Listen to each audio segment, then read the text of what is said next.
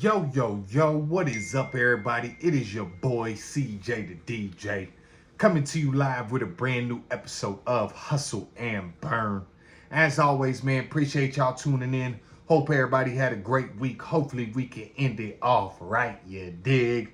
As always, shout out to our sponsors, guys, Diamond Consulting. For any general contractors out there in the Front Range, Colorado area that may need or utilize any subcontractors on any different scopes of work for new builds, remodels, renovations, contact Diamond Consulting, guys. They have a private network of fully insured, pre-vetted subcontractors looking to grow and scale their companies. So contact Diamond Consulting, 720-563-7452.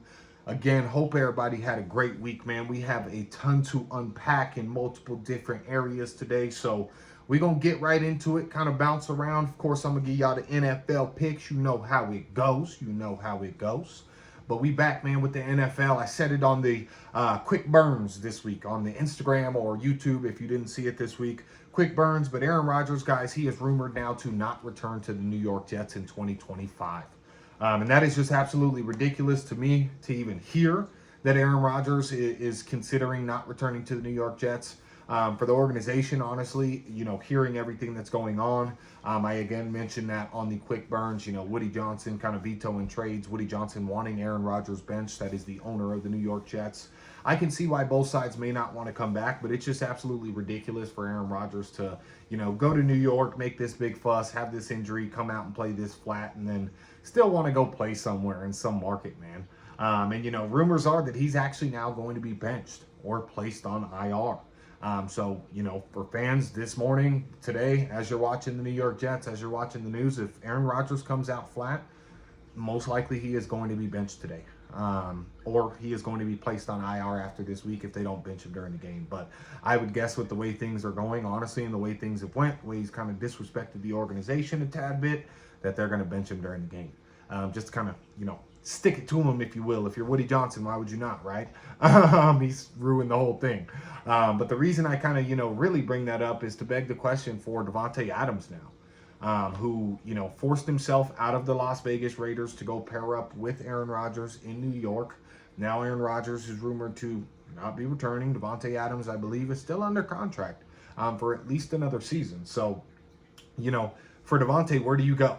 Because essentially what he has to do now is he has to force his way out of his third team in a matter of 5 seasons. And at his age, that is a horrible look. For you to have to force yourself out of 3 different teams in the last 5 years. And the reason it is because Davante's trying to pick and choose his perfect quarterback. He wanted to play with Aaron Rodgers only. When Aaron Rodgers left, then he went and wanted to play with his college buddy, Derek Carr. Then he wanted to go back and play with Aaron Rodgers in New York.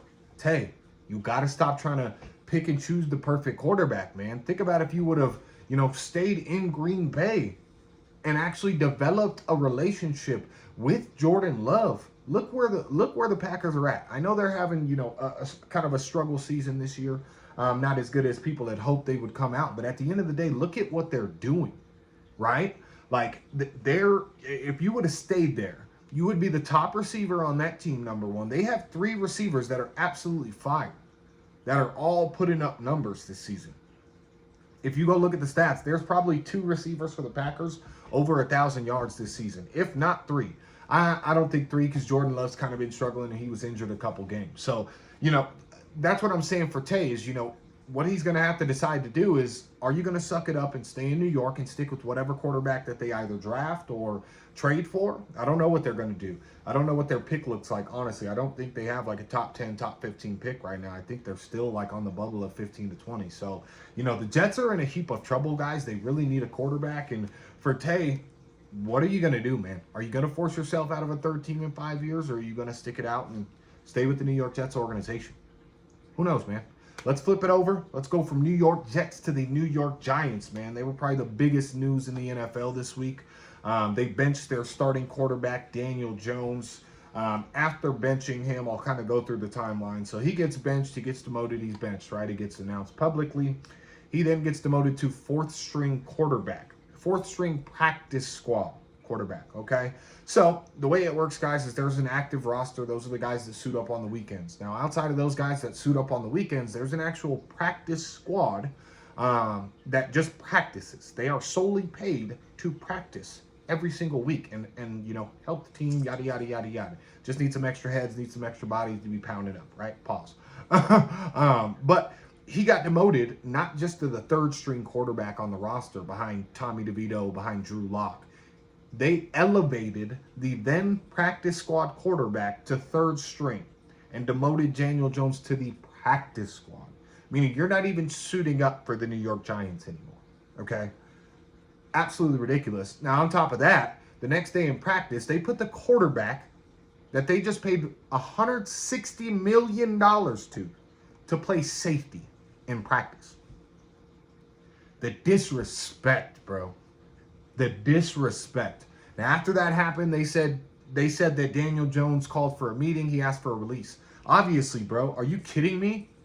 You're going to demote me not just to the third string quarterback, but you're going to demote me to the practice squad quarterback, telling me I can't suit up, and then you're going to ask me to go out there and play safety.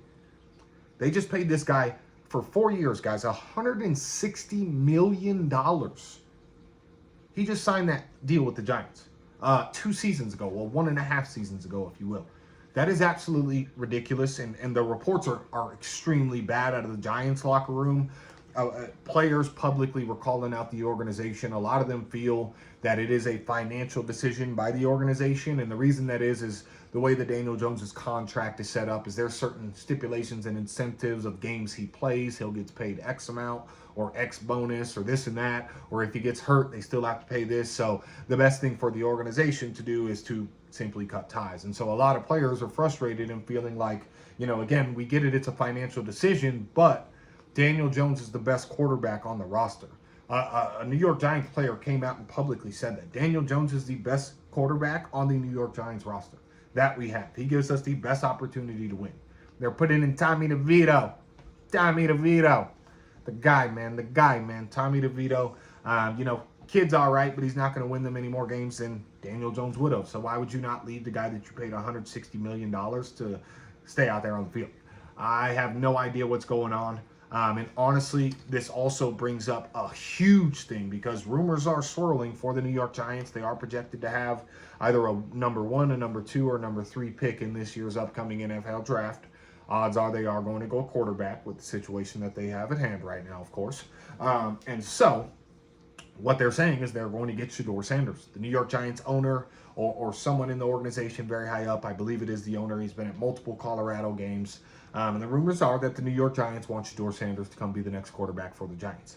Now, if I'm Shedeur Sanders, after seeing this debacle this week and how they've treated Daniel Jones and everything that's going on in the organization, the uncertainty regarding Brian Dable, their head coach, is he going to be there? Is he not? What's going to happen? I get it. Malik Neighbors is there. He is a great talent. But if I'm Shedeur Sanders, I don't want to go to the New York Giants.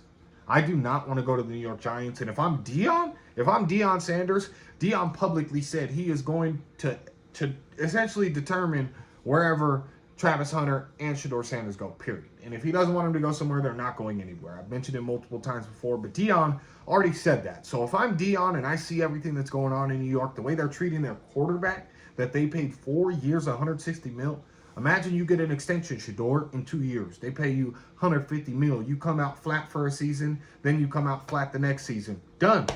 They're going to fucking put you on the practice squad, brother? No, we're not doing that. We're not taking the chance for that. That's insane.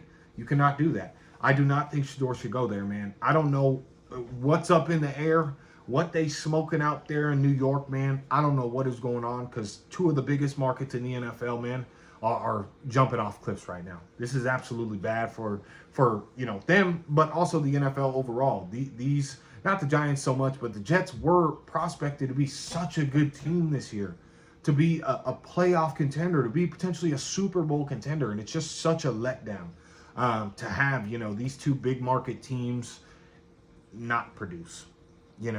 But let's flip it over, guys. We'll get back into a little bit more of the NFL as we, get to the picks. I know why most of you come to the pod. You want to hear the juicy parlay of the week, of course. We're going to get into some music, the bread and butter, man. This week, big news. The West Coast Savior, Kendrick Lamar, dropped a surprise new album, Gen X, which I got to say, guys, it is a quality tape. It is a quality tape. Ranking, 7 out of 10. Quality tape. quality tape by Kendrick. He said a few things, of course, threw some jabs at Drake, sent some shots to other artists who have now circled kind of back around in the Drake narrative and aren't really backing him as much. And he actually said, which was crazy, that nobody congratulated him on his Super Bowl. And that the only sole artist to actually reach out, outside of his circle, of course, was Nas. Nas is the only artist that actually reached out to congratulate Kendrick Lamar on the Grammy nomination. And I think, you know, that's a shot in the heart for Kendrick, but you can actually hear it on this album. And that's one of the reasons, guys, that I actually really like this album is I think you can hear the relevancy of these tracks. If you pay attention like I pay attention, if you've been listening, you've been paying attention to what's going on within the game, within the genre, okay, of hip-hop, you will hear what Kendrick's talking about. You will hear him talking about these guys that have kind of circled back. You will see him talk about the fact that the industry, like he's saying, nobody congratulated me on my Grammy. You'll hear in a couple tracks like him putting that emotion and that feeling like, damn, I wanted to, you know, go. He essentially, he doesn't say Drake by name, but he essentially says, I wanted to go at Drake so hard and kill this motherfucker for everybody, for all y'all. But now y'all don't even congratulate me on the Grammy. Like, you can hear that sort of energy all over this tape, man. And one of my favorite tracks, it's called Reincarnated. It actually samples a Tupac beat. For those that haven't heard it, go listen. It samples a Tupac beat, and he's actually, in my opinion, I think, he's mimicking Tupac on the track. Like, he's trying to mimic Tupac's flow and sound a little bit. And that shit is so tough, bro. I am not going to lie. W Kendrick, man. W Kendrick on the tape. This is exactly what you needed headed into the Super Bowl. This is exactly what you needed to, you know, get a guy like me who is a Drake guy. I do think Drake won the beef no matter what.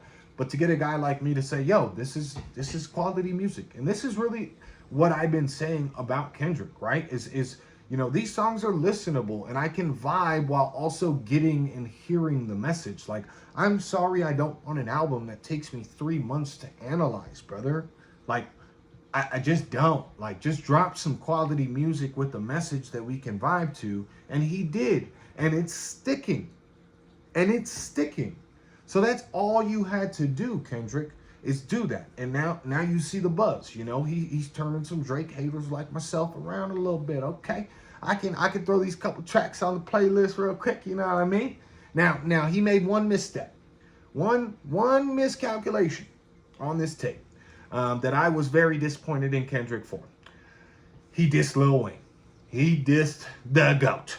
He decided to go at the GOAT, Lil Wayne, guys. And, you know, I think the bar was just uncalled for. You know, how essentially is Lil Wayne your enemy because he's upset he didn't get the Super Bowl in his hometown, and you're glad to see it on his face. You're glad to see that on his face, that upsetness, that hate. What, bro? What, bro? That's the line I'm referencing. He said, I guess I let Lil Wayne down. I'm glad to see it on their face. What? Come on, bro. That's the GOAT, bro. That's the GOAT, bro. We're not doing that shit, bro. You want to go at Drake, feel free. You want to go at Drake, feel free, bro. That's fine. That is fine. But do not ever, I'm going to be like Smoke. Ever, when he's talking to that big girl on Friday. Ever speak on Dwayne Michael Carter. Or I will personally fly out to LA and I'll smack the shit out you. I will smack the black off you. You'll be a whole Caucasian baby, Kendrick. Don't do it, man. It's just undeserved. It's undeserved, and Wayne is the GOAT. You only pay homage to the GOAT. You only pay homage to Wayne. And Wayne could have jumped in and, you know, potentially even did a diss track with Drake. But he didn't. He didn't. He stayed out of it. He just was politicking for himself to get the Super Bowl in his hometown, as he should. Don't go at Lil Wayne. And honestly, I hope Kendrick already apologized to Wayne for the ball. Honestly, I hope he called him privately and you know, apologized for that, because that was disrespectful. That was disrespectful, and we cannot let that slide. We cannot tolerate no Lil Wayne slander within the game. Period. I don't care. All right. Now let's get to some more kind of quick fire music news in the industry here. Prosecutors, guys, for YNW Melly and his murder case gave the district attorney 1 week to provide sufficient enough evidence of why YNW Melly should still be locked up. Now, Melly has been fighting a 2+ year case, guys, for murder of his best friend, one of his best friends. And in July, it was declared a mistrial. So his trial in July was declared a mistrial, yet he is still being held in prison. And so the DA now has a week to respond, or he could be home by Christmas. And that is absolutely huge news within the music industry. For those that don't pay attention to kind of hip hop, free Melly, man. Melly is a huge figure in the industry. You know, he been waking up with murder on his mind for way too long, man. Get that guy out of jail, man. Free that kid. Man's only like 23, 24 still. Young cat, man. But the biggest news out of the music industry this week, guys. I got to take a puff for this one. The biggest news of the week, guys. Lil Wayne announces he is dropping the Carter 6. He announces he is working on the Carter 6, guys. Let's go. Let's go. The GOAT is locked in. He said he down in Hawaii locked in. It's up. It's up. It's up for y'all, man. It's up for y'all. C6 on the way. The GOAT back dropping. And he about to show y'all for the disrespect, man. I'm telling you, this going to be one of Wayne's best albums. I'm saying it here first. This going to be one of Wayne's best albums, man. It's up. Y'all done disrespected the GOAT way too much. Y'all done too much, man. Y'all done too much. All right. Now let's flip to some more news, not in the music industry, but actually huge news that I wanted to put out there and kind of chat about and comment on within the media and entertainment industry and world, guys. It is being reported Katy Williams has purchased an old, outdated military base in Alabama and plans to turn it into a film studio. Now, that's huge news, guys. For those that kind of don't know, you know, film industry and stuff like that, a lot of these actors, stuff like that, even these producers, even sometimes directors, they're not the film studio owners, okay? And that's kind of the big time, is when you have your own studio, you can begin to produce your own projects on your own sites, things like that, man. This is huge news. So, you know, kudos to Katy Williams, man. Huge news. He has been, of course, exposing the entire industry behind the scenes for years. And this year, he publicly called out many people who have now been arrested or, you know, had some form of truth coming out. So, you know, they did learn. Shout out to Katy Williams, man. That is huge news. And he is now, you know, the second big name to actually do that. The other big name that is kind of well known is 50 Cent. He actually, for those that don't know, purchased a humongous property and for a film studio down in Shreveport, Louisiana. And he's turning it into a you know, full production film studio, man. And now you got Katy Williams in Alabama. The only other guy, to my knowledge at least, in terms of the African-American culture and the film industry that has done that is Tyler Perry. Tyler Perry, the $1 billion booty muncher.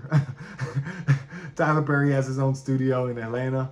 And it seems as though, you know, the black film industry, with this happening, guys, especially with Katy Williams kind of rising up, with 50 Cent rising up, it really seems that the black film industry is going to have lots of drama, creation, and really just potential for growth over the next decade and over the next couple decades. So it's a very exciting thing for television, for movies, for just the culture in general, to be able to get this stuff going, guys. So that's enough news. We gonna give out the Fried Award of the Week, man. We gonna give out the Fried Award of the Week. This, guys, is a new segment where we call out the biggest bozos of the week, of course, and you know, call them on their BS and just kind of disrespectfulness or just nonsense, whatever comes out of their mouth. Now, this week, guys, the Fried Award of the Week goes to producer Trent Willmon, I believe it is. He was at the CMAs. It also goes to the Country Music Awards, honestly, in the entire genre of country music. So let me rephrase. The Fried Award of the Week goes to Trent Willmon, the Country Music Awards, and the entire genre of country music. Shaboozey gets shut out of the Country Music Award, guys. Nominated for Best New Artist, Song of the Year, and many more, and won absolutely nothing.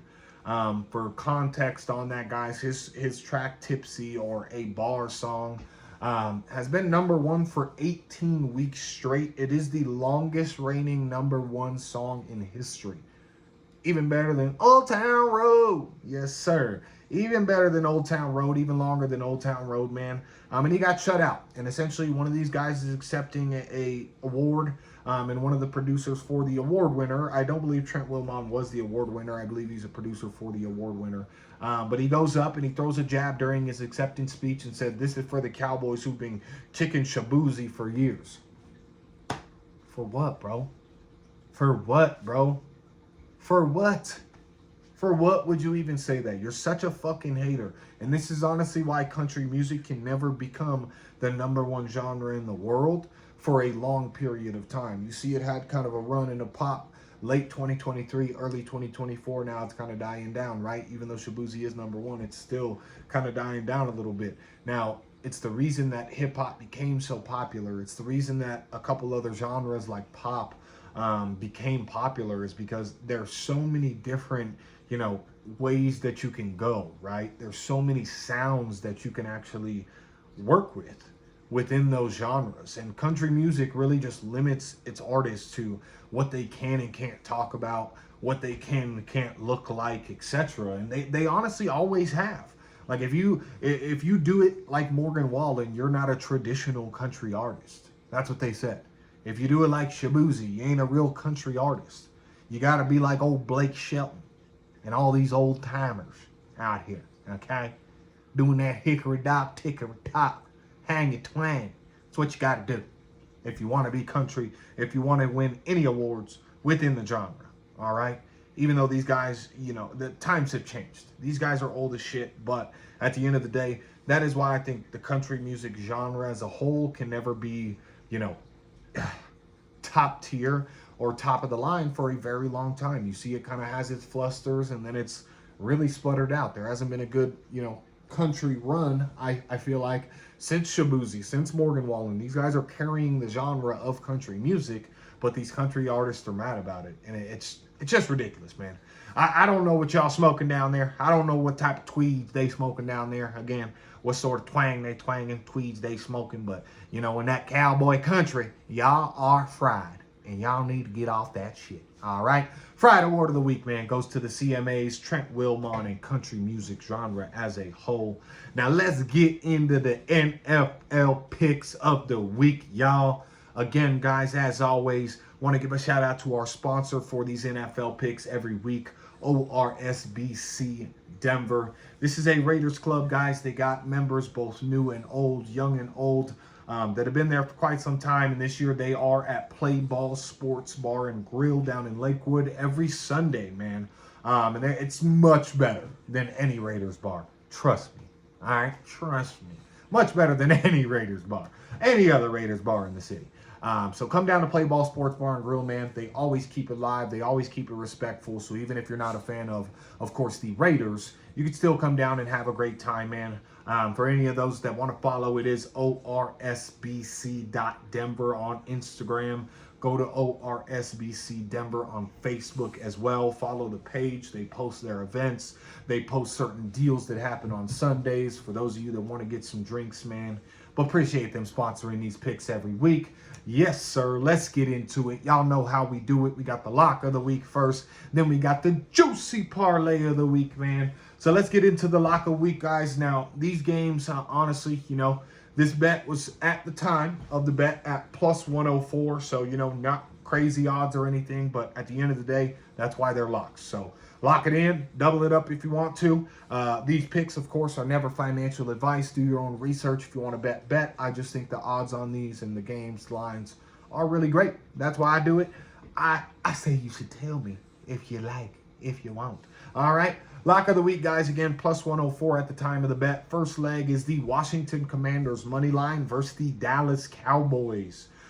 Do I even need to say anything? Do I even need to say anything on that? Moving on. Second leg of the lock of the week is the Lions money line versus the Indianapolis Colts.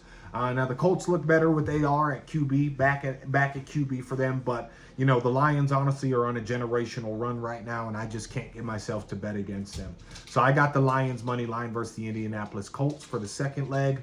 Third leg of the lock of the week, guys, is the Texans money line versus the Tennessee Titans. Texans are getting players like Nico Collins back from injury. They're starting to really rumble and play like they were last year. And, you know, again, another one of those teams I can't get myself to bet on against. So I got the Texans money line. Fourth leg of this lock of the week, guys, the Kansas City Chiefs money line versus the Carolina Panthers. You know, I don't even think Patrick Mahomes and the boys play the entire game. That's how bad this is going to be. So, of course, I'm picking the Chiefs. All right. So, lock of the week, guys. 4 legs plus 104. Go lock it in. Easy money to double up. Washington Commanders money line, Lions money line, Texans money line, and Kansas City Chiefs money line. Go lock it in, guys. Plus 104. While you do that, go ahead and listen to the juicy parlay of the week. Now, at the time of this bet, this juicy parlay, guys, was plus 1,294 odds. For those that don't know, haven't tuned into the picks, haven't listened, any of these juicy parlays we do every week are going to be plus 1,000 odds or more. Again, do your own research. You want to bet. For any of you guys that do tail me on these bets and do place these bets, make sure when we hit that you send them over to me, baby. Gotta show you love. Gotta show you love when you hit. All right, let's get into it. Now, the first leg of this juicy parlay for y'all I have, and I'm going back to the Detroit Lions, guys. Minus 7.5 is the line right now against the Indianapolis Colts. Like I said, they're on a generational run. The offense is just too powerful. They have way too many weapons. Their defense is playing absolutely stellar. And the Colts are just kind of rocky right now. You know, the Colts are getting some players back from injury as well at wide receiver. But at the end of the day, guys, I got the Lions continuing this steamroll that they're on. You know, they're a locomotive train, man. They are just running on all cylinders. I love to see it. Lions minus 7.5 this weekend is the first leg of the juicy parlay. Second leg for y'all, man, I have the Minnesota Vikings minus 3.5 versus the Chicago Bears, man. The Chicago Bears, you know, they just can't get it together. Caleb can't do much, you know, and the Vikings have cooled off a bit for sure in comparison to the beginning of the season. We all know and have seen that. But I do have the Vikings coming out of this game minus 3.5. So that's the second leg, guys. Vikings minus 3.5. Third leg of this juicy parlay, we are going to the Kansas City Chiefs game again. I am taking them minus 10.5 versus Carolina, guys.